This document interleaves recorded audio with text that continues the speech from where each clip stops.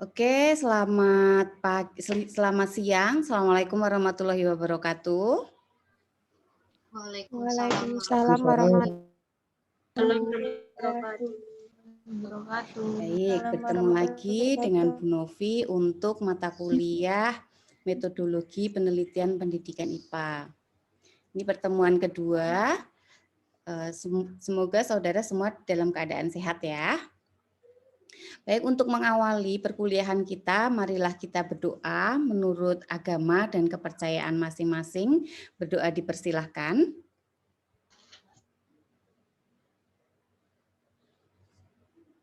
Amin. Selesai. Saudara sudah membuka Elena hari ini untuk metodologi penelitian? Sudah, Bu. Sudah. Baru buka. Oke, baru.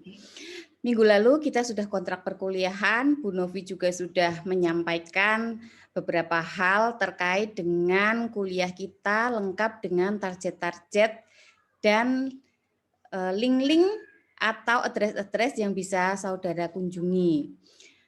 Minggu lalu Bu Novi menginstruksikan untuk saudara mendownload dan menginstal aplikasi Publish or Perish. Sudah saudara lakukan? Sudah, Bu. Sudah, Bu. Ya, sudah dicoba-coba juga? Belum. Belum Dicoba. Oke. Ada yang belum, ada yang sudah. Yang belum silahkan mencoba-coba ya nanti ya. Karena itu juga terkait dengan tagihan atau tugas kita untuk pertemuan hari ini. Di Elena sudah Bu Novi masukkan, itu ada materi, kemudian diskusi, dan penugasan.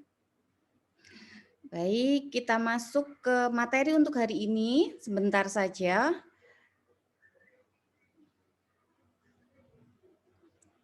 Terlihat? Sudah, Bu. Sudah, Bu. Terlihat.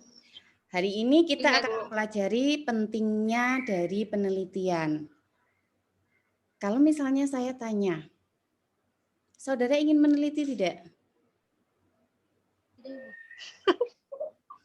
Ingin meneliti tidak? Bu, kalau sebetulnya kalau jujur itu saya tidak ingin meneliti, Bu, gitu ya. Iya, Bu. Saudara pernah melakukan penelitian? Di lab. Di lab. Saudara sadar tidak seringkali melakukan part of research, bagian dari penelitian?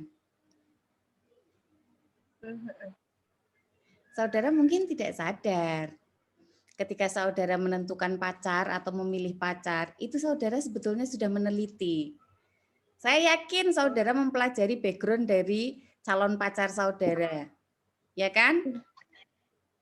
Mencari data, kemudian menganalisisnya, sampai saudara membuat simpulan, oh cowok ini layak untuk dijadikan pacar saya. Itu yang sudah punya pacar. Yang masih jomblo sabar. Kemudian kalau misalnya Bu Novi tanya, kenapa sih kita harus meneliti? Ada yang tahu mengapa kita harus meneliti? Kenapa orang-orang itu harus meneliti? Kenapa harus ada penelitian? Untuk apa sih penelitian? Menentukan suatu kebenaran dari Untuk Dwi Kartika apa tadi? Coba diulangi. suatu kebenaran dari permasalahan yang ingin Pecahkan. Ya. Oke. Ada yang lain? Mengantisipasi, Bu. Mengantisipasi, Elo. Mengantisipasi apa? Misalkan dulu ada suatu penelitian yang kurang cocok, mungkin pada saat sekarang ada suatu permasalahan yang sama seperti kemarin, bisa mengantisipasinya gimana gitu, Bu. Oke, berdasarkan hasil penelitian terdahulu begitu ya.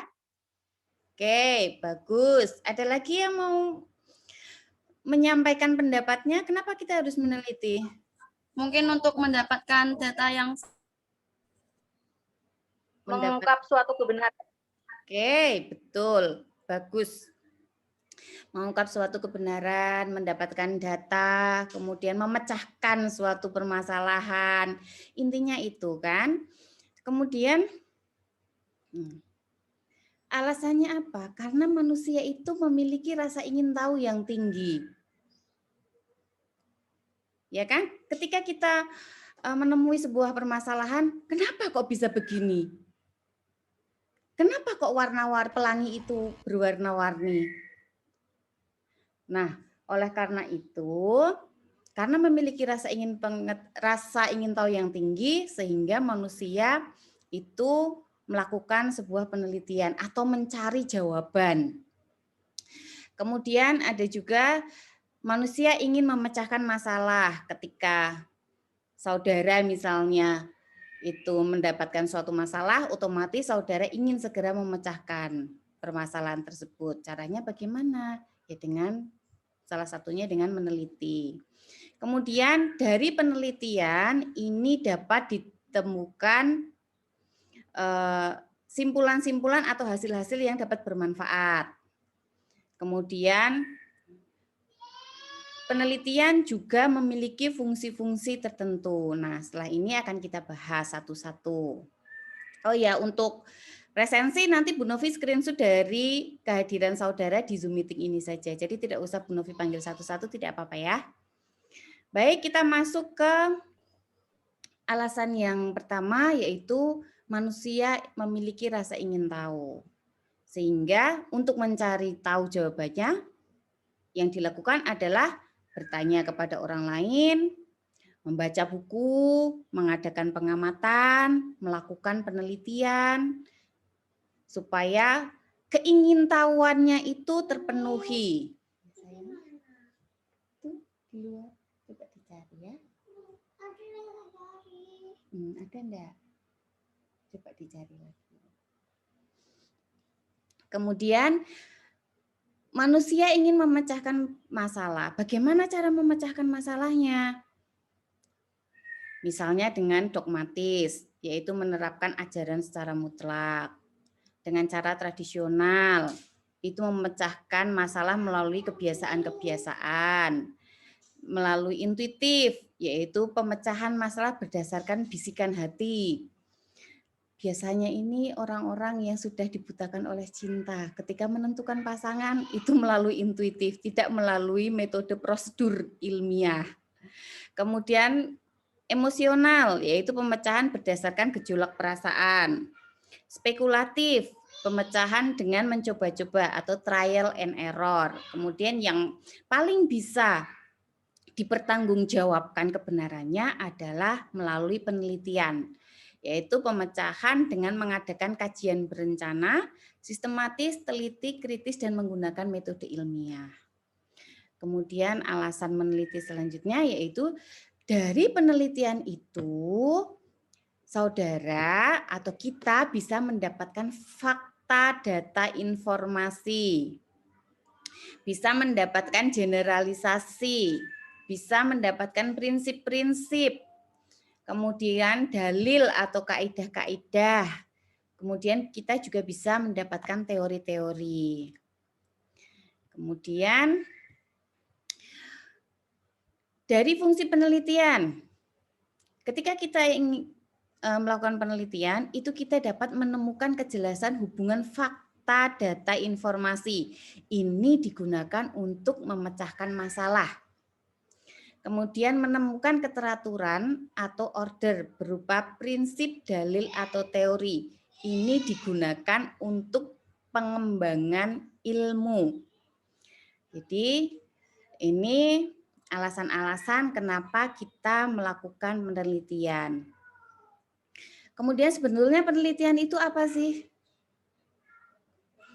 Penelitian itu merupakan kajian dengan menggunakan pendekatan ilmiah, berencana, sistematis, teliti, dan kritis dalam mengumpulkan dan menganalisis data, serta menarik kesimpulan guna menemukan kejelasan atau keteraturan tentang suatu keadaan yang masih bersifat teka-teki atau masalah. Jadi penelitian yang dimaksud di sini adalah kita menerapkan kajian ilmiah atau cara berpikir ilmiah untuk menyelesaikan sebuah permasalahan. Metode ilmiah itu apa saja? Saudara sudah mempelajarinya di berbagai mata kuliah selama pertemuan atau selama semester 1 sampai dengan semester 5. Kemudian selanjutnya macam-macam penelitian. Ini bisa kita bedakan menjadi 3. Menurut fungsinya, menurut pendekatan, dan menurut sifatnya. Di sini Bu Novi hanya akan sekilas saja, ini untuk masuk ke bahasan selanjutnya. Untuk jenis-jenis penelitian nanti akan dibahas mulai pertemuan ke-9 kalau tidak salah. Menurut fungsinya, penelitian itu ada 2, yaitu penelitian terapan dan penelitian dasar. Penelitian terapan itu sendiri adalah untuk memperoleh kejelasan hubungan antara fakta, data informasi guna memecahkan masalah. Sedangkan penelitian dasar adalah untuk menemukan keteraturan atau order berbentuk prinsip, dalil atau kaidah, hukum atau teori guna pengembangan ilmu.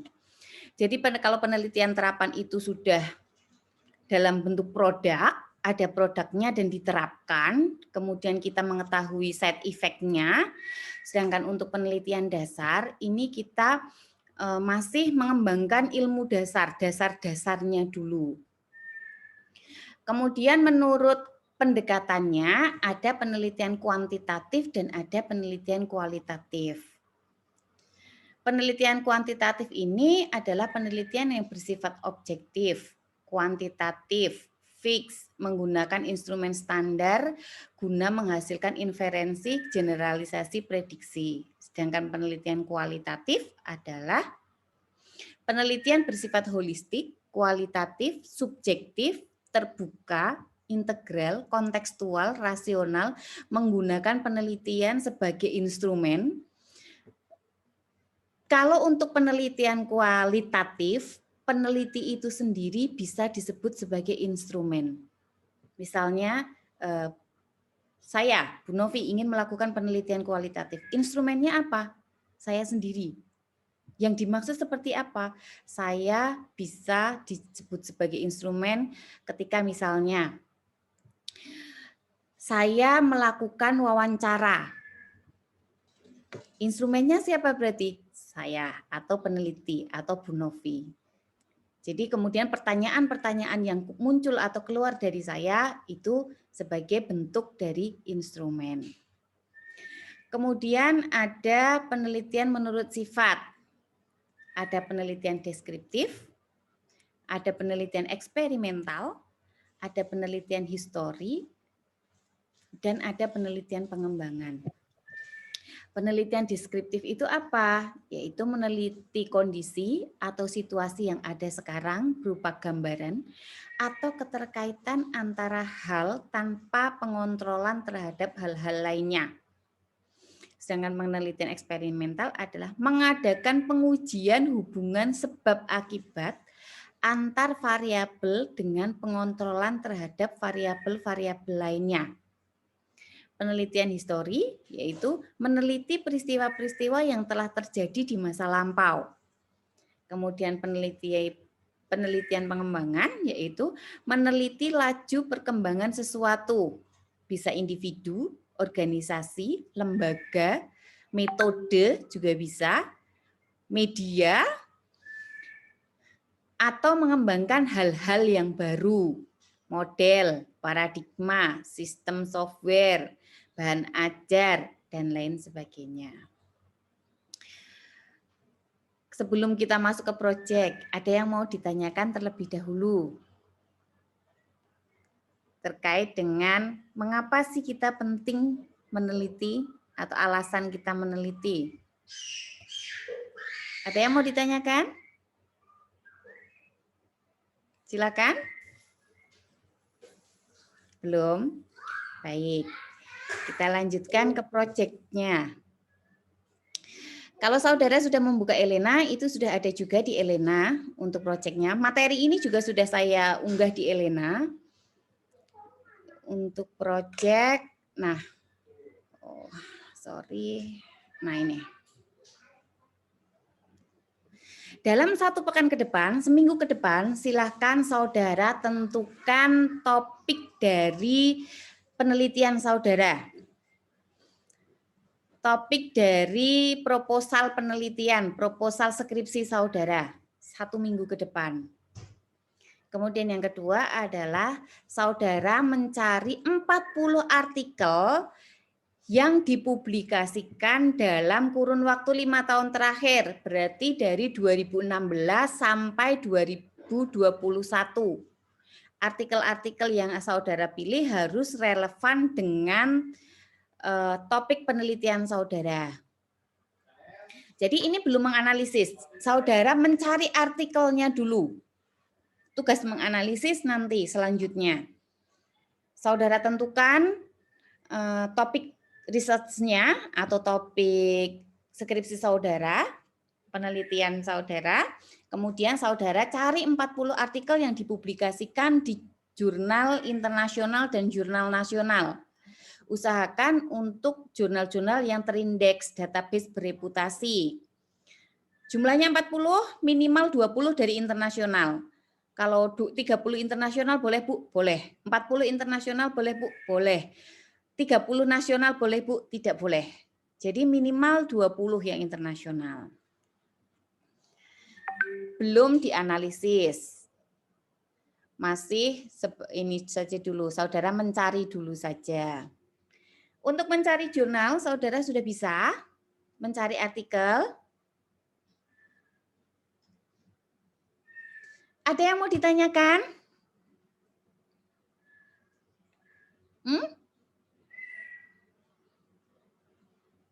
Ayo tanyakan yang belum paham. Atau sudah paham semua? Kalau sudah paham semua ya bagus. Berarti sebetulnya jurnalnya itu link-link yang Ibu bagikan itu. Bagaimana?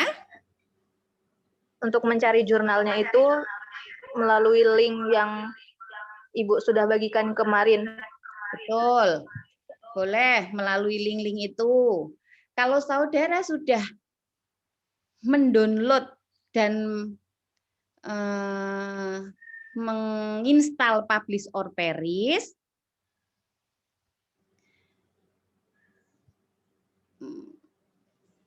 ini kan? Iya, Bu. Nah, silakan saudara bisa menggunakan ini. Caranya bagaimana? Ya sudah, tinggal cari saja. Misalnya saudara ingin mencari artikel-artikel di mana? Oh, yang terindeks Google Scholar, terindeks Crossref, terindeks PubMed, terindeks Scopus, terindeks Web of Science. Silahkan boleh. Misal, terindeks Google Scholar, kita klik saja. Akan muncul seperti ini. Ya kan? Kalau misalnya saudara ingin mencari artikel yang ditulis oleh siapa? Novi Ratna Dewi, tuliskan di sini. Atau misalnya saudara belum tahu artikel siapa saja, pokoknya saya ingin mencari artikel apapun yang berkaitan dengan berpikir kritis misalnya. Tuliskan saja di sini. Ini judulnya. Jalan tidak? Tidak jalan. Tidak, Bu. Enggak jalan. PowerPoint-nya nggak jalan, Bu. Ini apa yang tampil di layar saudara apa? An update is available, Bu. Oh, begitu. Oke, coba kita cek. Kalau ini muncul? Sudah, Bu, sudah. Oke. Misal kita ingin mencari, nah ini ya, misalkan kita ingin ini bisa di-delete, yang di sini bisa di-delete. Nanti saudara bisa mengeksplor lebih lanjut. Kita ingin mencari yang terindeks Google Scholar. Kita klik saja. Autornya siapa? Kalau misalnya belum tahu, pokoknya saya ingin mencari artikel sebanyak-banyaknya. Judulnya sebanyak-banyaknya. Saya ingin mencari tentang berpikir kritis. Masukkan saja di sini. Misalnya Mana? berpikir kritis. Sudah. Misalnya ingin mencari sebanyak apa? 1.000 kah? 10 kah? 20.000 kah? Ini maksimal 1.000 ya. Kemudian dari tahun berapa? Misalnya 2016 sampai 2021. Semakin fokus semakin singkat itu nanti semakin spesifik. Setelah itu search. Kalau ada seperti ini tinggal di motorcycle. Emang ada motorcycle? Ada ya? Ini Bu. Traffic light.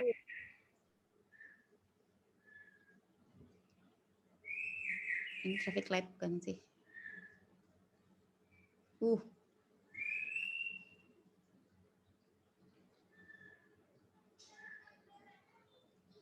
Nah, ini akan mencari. Ini nanti akan muncul terus sampai 1.000. Karena kita pinginnya 1.000. Ya kan? Ini nanti akan ada 1.000, kelamaan kalau kita cari.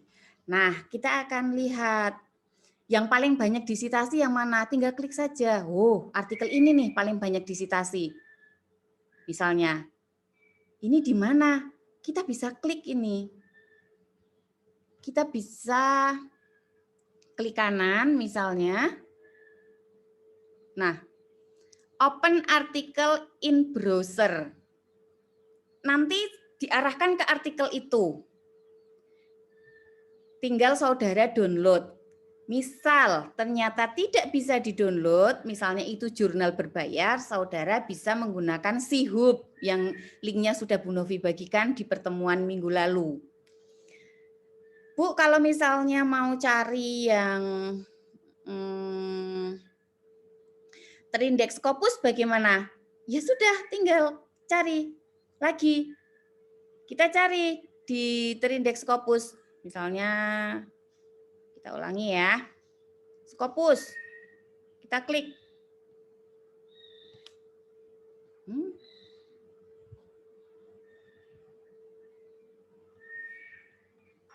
Sebentar. Nah,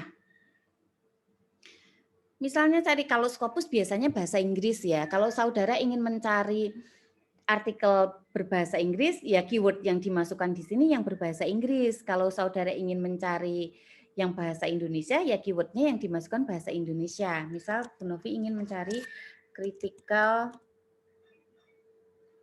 thinking. Ya sudah, tahunnya tahun berapa? Misalnya 2016 sampai 2021. Mungkin kalau saudara, nah ini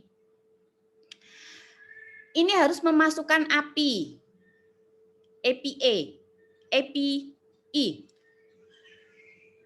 Ini saudara ambil dulu, daftar dulu, go to Elsevier Developers.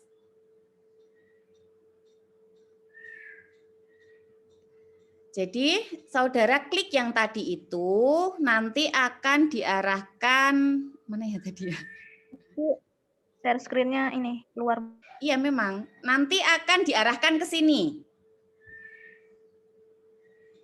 Sudah? Terlihat toh Elsevier? Iya, Ibu. Iya. Nah, ketika saudara klik yang tadi, go to Elsevier, nanti akan diarahkan ke sini, saudara daftar dulu. Jadi saudara daftar dulu. Kalau sudah daftar, dapat, baru saudara sign in. Nanti API-nya itu akan muncul. Maintain My APK. Di My APK.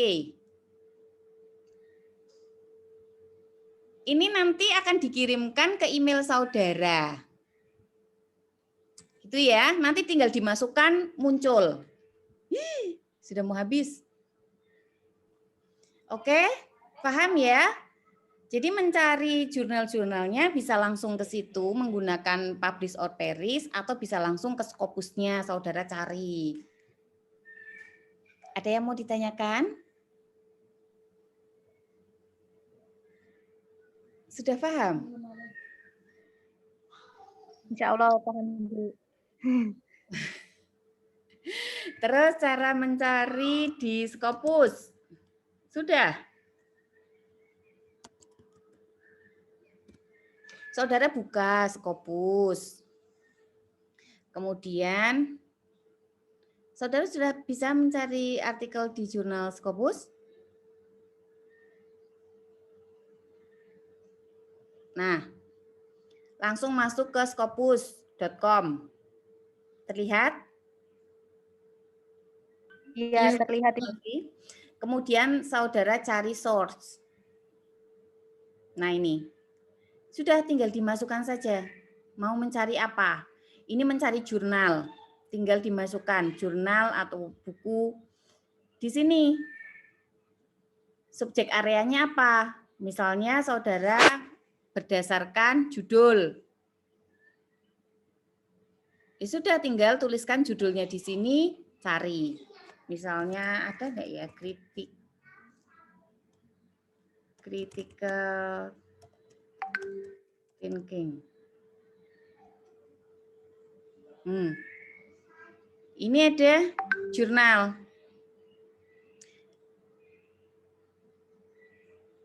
Nah, ini ada critical and creative thinking. Nanti saudara cari jurnalnya. Oke. Ada yang sudah mencoba mencari? Sebentar saya screenshot dulu. Nah, yang sudah hadir di sini. Ada yang mau ditanyakan? Terkait materi? Belum? Kalau tidak ada, berarti silahkan setelah ini saudara akses di Elena, kita diskusi untuk hal-hal yang belum saudara pahami. Kemudian untuk tugas berikutnya adalah saudara menentukan research topik saudara dan mencari 40 artikel pada jurnal yang terindeks database, yang bereputasi. Gitu ya. Ada yang mau ditanyakan tidak? Untuk materinya paham ya, karena ini kan masih dasar. Ya, Bu. Tidak ada yang mau ditanyakan? Sudah paham semuanya? Paham, Bu. Oke. Lailatul, mana Lailatul Hikmah? Lailatul? Paham? Di mana? Lailatul sedang di pantai? Ya, Bu, lagi di rumah. Kenapa tidak dinyalakan? Kalau dinyalakan kayak derindet-derindet gitu sinyal. Ya, tidak baik. Silpina ini dari universitas apa? Gorontalo. Gorontalo. Halo Silpina.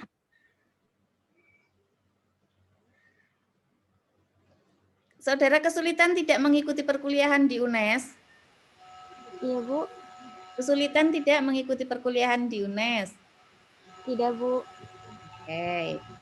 Untuk tugas-tugasnya, akses-akses ke Sikadu sudah lancar ya?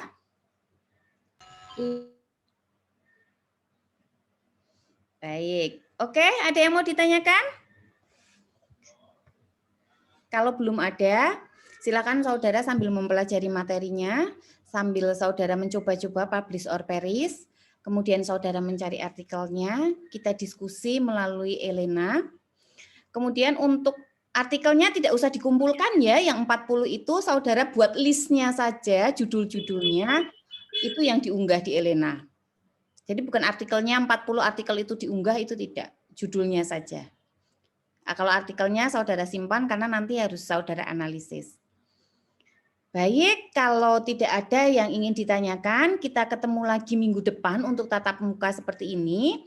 Setelah ini silahkan saudara lanjutkan di Elena. Sebelum kita akhiri perkuliahan pada siang hari ini, marilah kita tutup dengan berdoa menurut agama dan kepercayaan masing-masing.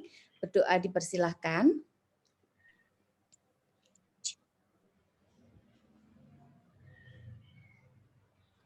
Amin. Selesai, semoga saudara selalu dalam keadaan sehat dan saudara dimudahkan dalam semua urusannya, dan apa yang Bu Novi berikan pada siang hari ini dapat bermanfaat untuk saudara semua.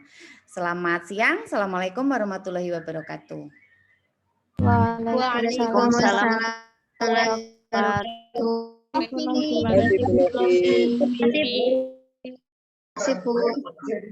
sama-sama. Saya matikan ya. Inggih, Bu, inggih.